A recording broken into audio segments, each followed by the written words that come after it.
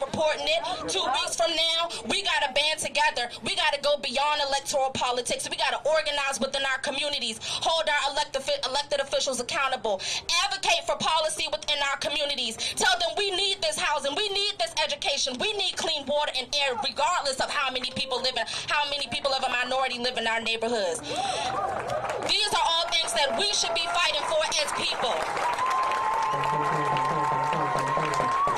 Yes. And I just want to close out with one of my favorite chants. I love this, so everyone repeat this after me. We have a duty to fight for our freedom. We have a duty to win. We have a duty to win. We must love one another and protect one another. We must love one another and protect one another. We have nothing to lose but our chains. We have nothing to lose but our chains. I couldn't hear y'all that first time. Come on, y'all. Come on, that's black people. Let's go. Come on. We have a duty to fight for our freedom. We have a duty to fight for our freedom. We have a duty to win. We have a duty to win. We must love one another and protect one another. We must love one another and protect one another. We have nothing to lose but our chains. We have nothing to lose but our chains. We have nothing to lose but our chains. We have nothing to lose but our chains. We have nothing to lose but our chains. We have nothing to lose but our chains. Today is Freedom Day, but we still ain't free yet.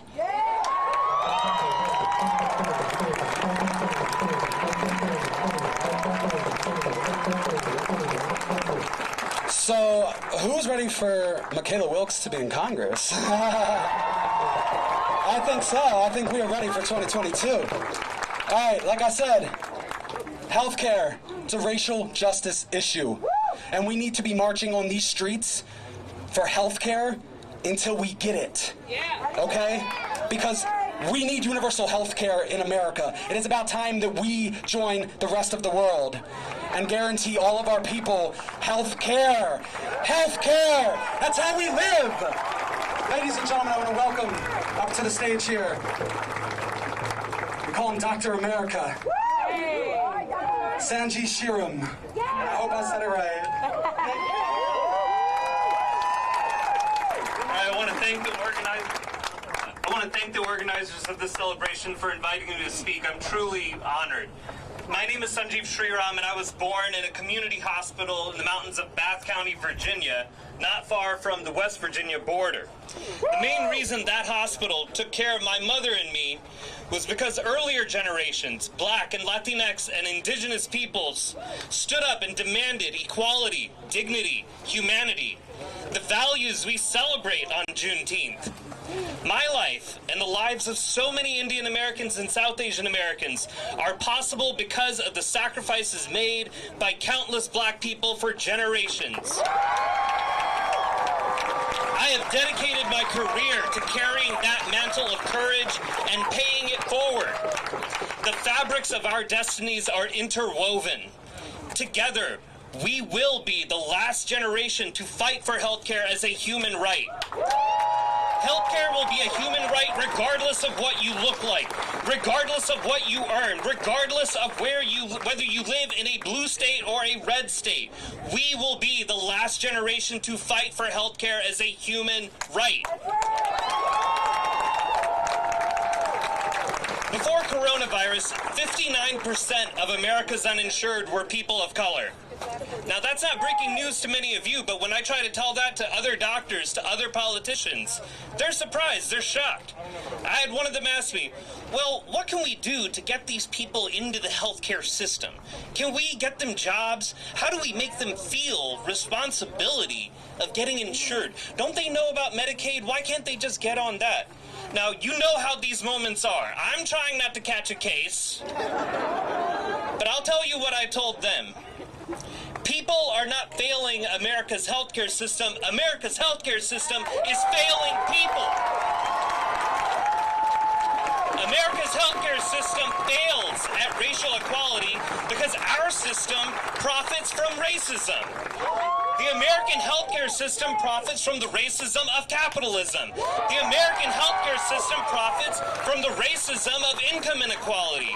The American healthcare system profits from the racism of poverty. Now, I know a lot of sphincters tighten up. You know, when I start saying things like that, but let's be real. At the center of our healthcare system is profits, not people.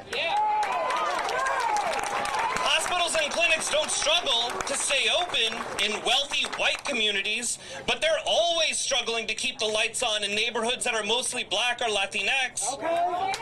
Right here in D.C., pregnant women in mostly black Southeast D.C. suffer some of the worst outcomes in the country, while white women in Georgetown enjoy some of the best outcomes. That's in one city.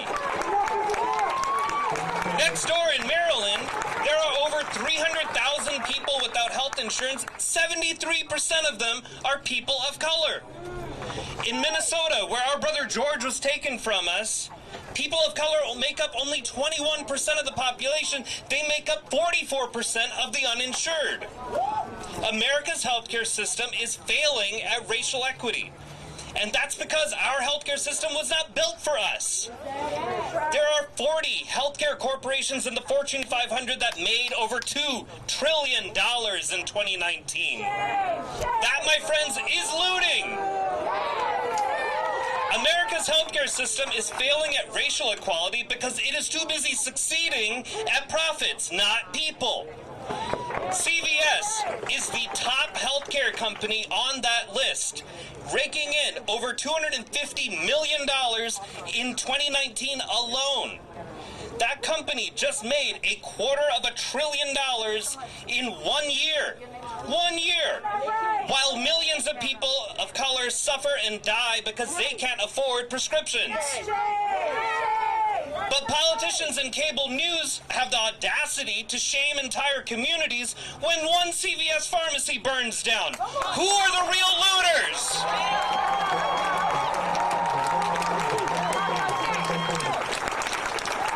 America has the audacity to loot black and brown people of their labor, to vandalize black and brown lives, then create all these obstacle courses telling them they're ineligible for health care. Less than 1 in 5 black workers, less than 1 in 6 Latinx workers can work from home. The overwhelming majority of black and brown work in this country is essential work, carrying us through this pandemic and all the damn time. All the damn time. Our brethren stock the shelves at grocery stores and pharmacies while hoping they don't get kicked off of food stamps and Medicaid. Our brethren work in sanitation, keep all of us healthy as they clean hospitals, streets, parks. All that work puts them at risk for the coronavirus. Our brothers and sisters in transportation, driving buses, delivery trucks, operating subways are part of our public health.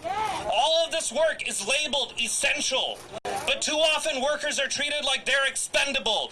Enough is enough. Now is the time to build Medicare for all. Healthcare should not depend on what you earn, what you do for a living, where you live, what you look like. But those are exactly the obstacles we are facing now. Politicians like to talk about healthcare as a human right. It's about damn time we had it in reality.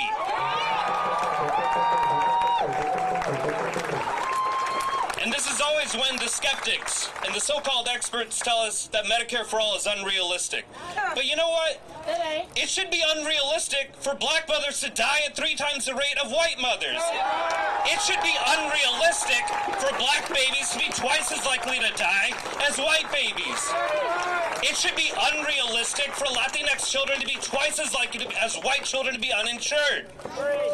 It should be unrealistic for insurance company executives and big pharma corporation CEOs to take home billions of dollars in pay, while 40% of Americans don't even have $400 for an emergency. There was nothing realistic about my brown ass being born in a hospital in Appalachia.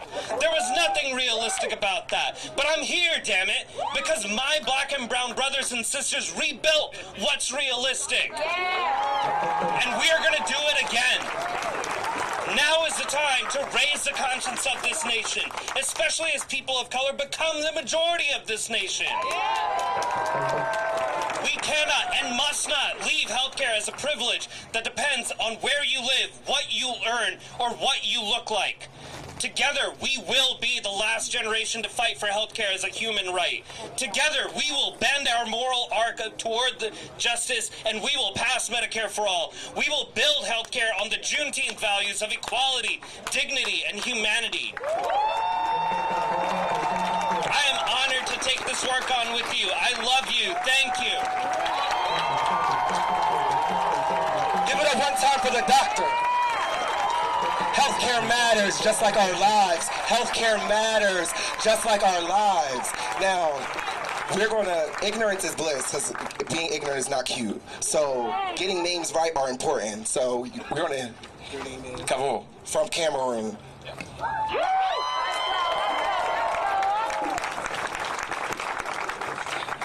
Hello guys, my name is Kavo.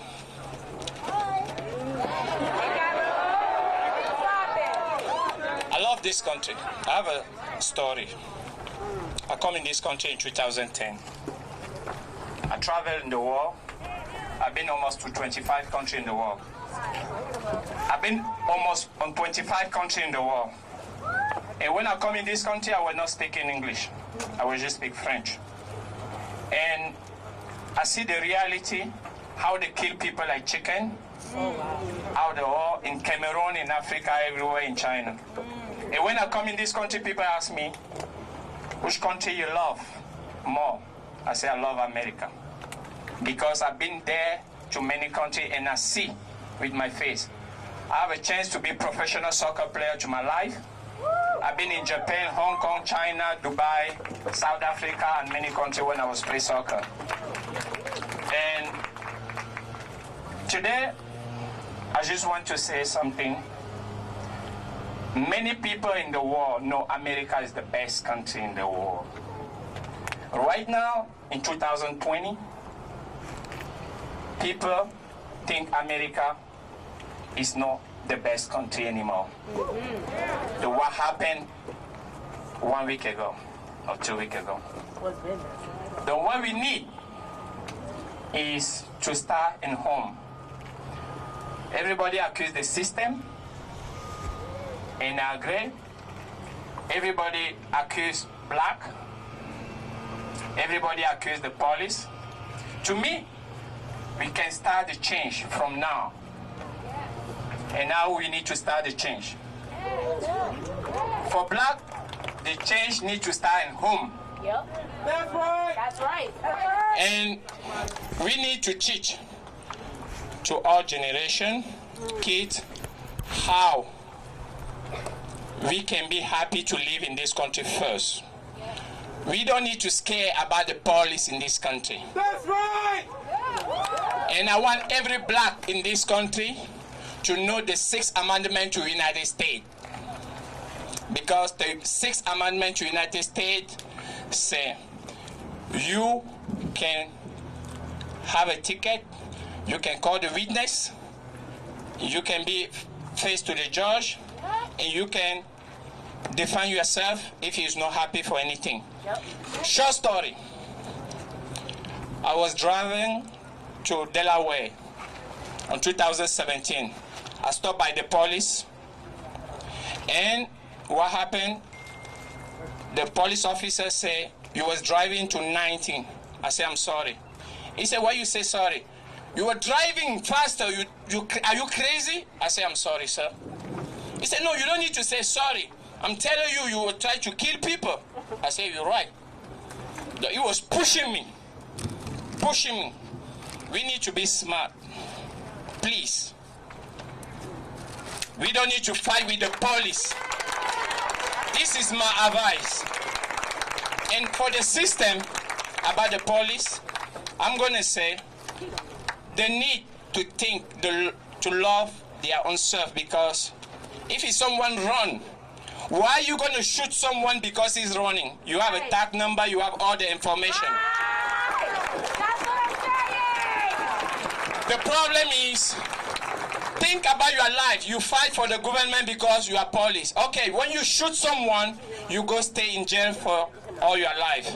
Then for me, we need to change to another side, to each side anyway. And I'm very happy to be here today. My last message, I want everyone to do like me, please. To come down. Take a knee. And just say, we love this country. We just want one thing. I'm going to say, I can breathe, and I want everyone to say like me. I can breathe! I can breathe! I can breathe! We can't breathe. We can't breathe. We can breathe! Thank you guys for still being here. I'm going to introduce the next speaker. His name is Ashley, and here he is. Good afternoon, everybody. How's everybody doing today? My name is Ashley Smith. I'm president of the Capital Party Alliance here in D.C. We are here united together, and the attacks and the things that are taking place against those of us who are black and brown, it's deathly. But we cannot forget our trans sisters who are dying every single day and getting killed every single day. We have to go out and make sure that we do the parts that we can to protect them, to protect us, and to protect everyone that's in this country who wants to have a better country than we've ever had before. And no matter what, we know tomorrow's never promised. But I know for the youth that are coming up, we need to make this place a better place for them to be able to live. We need to make sure that they can have pride in who they are. And pride is not about being LGBTQ++++. Pride is about being prideful about yourself. Being happy in your skin.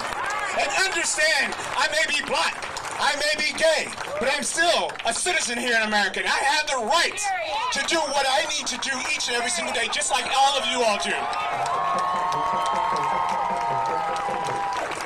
Doesn't matter where you may come from. My brother here from Cameroon, thank you for your words. And all the other brothers and sisters who here have been speaking. It doesn't matter where you come from. We come to this country, and many of us are born in this country, such as myself, who have had the experiences, negative experiences, with our police departments around this country. And we know that that is something that's taking place. But the key piece for us is to make sure we do what is best in our separate communities here in D.C., Virginia, Maryland, wherever you may live in the world, to make sure that we hold the system accountable for what is supposed to be happening. And to make sure that we do not get shot or killed just because of the color of our skin. Just because we may be gay. Just because I'm a trans woman. It doesn't matter. We need to survive just like everybody else. So on behalf of the Capital Pride, I thank you all for coming out here and being a part of this. Let's not forget the history of what Juneteenth is about. Let's not forget that history. It's very, very important. And I wonder, in this audience, how many of you all knew what Juneteenth was about before 2 weeks ago? And I looked around, and there's not enough of the hands that went up. We need to make sure that we're educating our brothers and sisters, no matter what race they are, of what our history is about. Because we damn sure know it is not happening in the school system. So we got to take it, and we need to do it. Let's continue. I can't breathe either, and I'm no longer going to stand up and let other people kill us. So I hope you stand with us and continue this fight on. Love you all. When I say freedom, you say march. Freedom! Freedom! Give a warm round of applause to Ms. Keisha, representing a new party for black people in America. Thank you. I hope I can have just 3 minutes of your time. My name is Keisha Seabrook. I'm a founder and organizer of the Black People United Political Party. I wrote something. It took me 2 minutes to share with you. I keep hearing your cries for change. I hear cries for justice, but they've fallen on deaf ears. My beautiful bronze, gold, tan, and brown gods and goddesses, I've heard your cries and I feel your pain. It's time for change, but what does that change look like? Our ancestors fought for freedom. It looked like our grandparents fought for civil rights, but what does our freedoms look like? What are we fighting for right now? Our change looks like a change in our politics, a restructuring of a very broken, tarnished, and corrupted system stained with the blood of our ancestors. This great nation we have been forced to make our home has raped, slaughtered, and enslaved our ancestors for over 450 years. We have endured this same not the same slavery, but we have endured economical and educational suppression. We've had a handful of exceptionally talented athletes, actresses, and musicians and entrepreneurs. They've crossed the financial finish line, but that's the 1%. We are the 99%, and we have nothing to lose and everything to gain.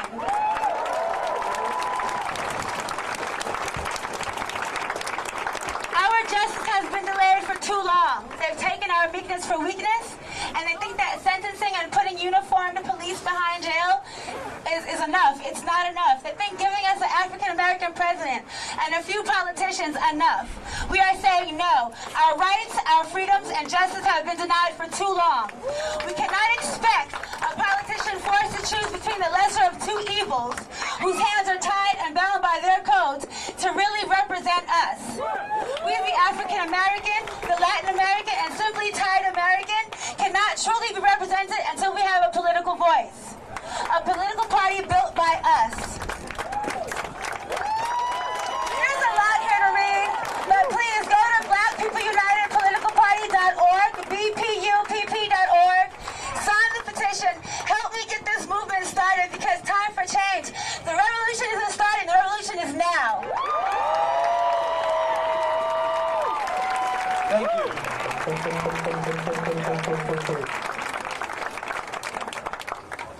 I can't believe that literally 2 weeks ago, me, Morgan, and Malik were sitting in the living room and we were like, you think we can actually get people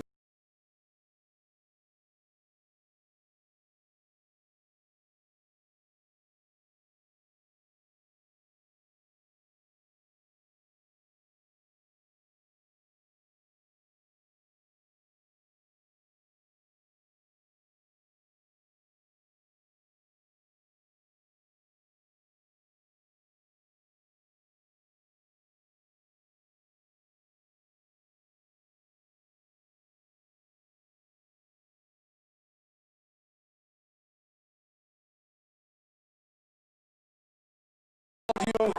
Let's do this. Remember, guys, we are here for I love all of you. Let's do this.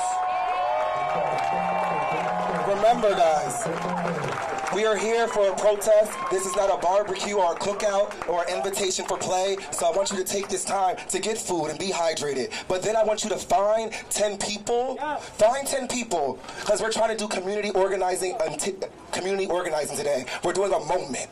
We're here to capture and learn something from one another. We're not walking away from here ignorant.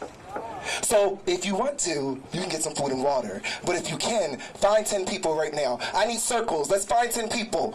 Find 10 people and talk to each other about, why'd you come here today? And we'll proceed from then. Why'd you come here today? Thank you all for coming out. Happy Juneteenth.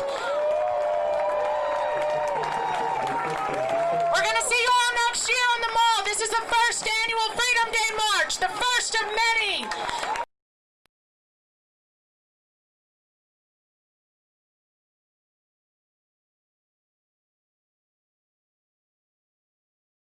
Circuit for the Reuters live service.